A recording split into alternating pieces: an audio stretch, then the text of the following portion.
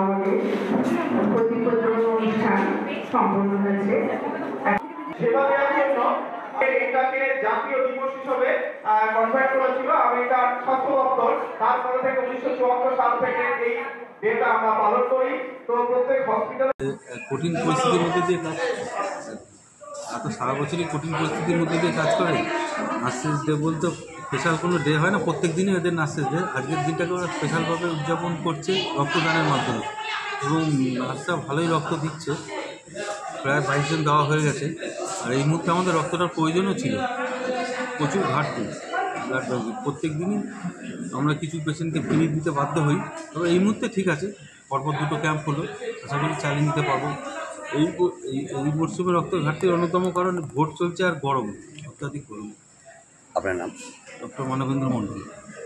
Blood ব্যাঙ্কের দাদারা যাতে ব্লাড ব্যাঙ্ক আমাদের পূর্ণ থাকে, কিন্তু এই ভোটের আবহে বা প্রচণ্ড দাবদাহে আজকে আমাদের ভাড়া শূন্য।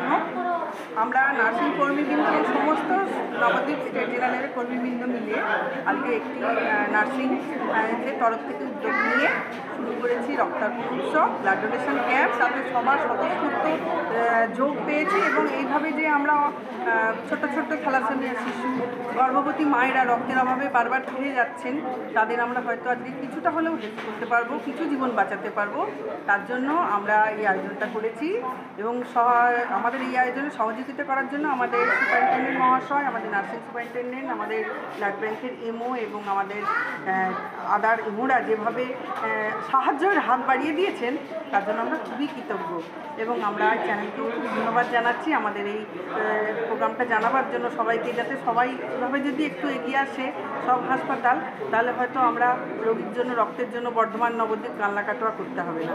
সবাই দয়া করে একটু সাহায্য করুন। রক্তদান জীবনদান করকে দেখো, আচ্ছা লাগতা হ্যায়। আপনার নাম? আমার নাম শ্রীমতী রেশমি মণ্ডল, আমি নবদ্বীপ হাসপাতালের সিস্টার ইনচার্জ।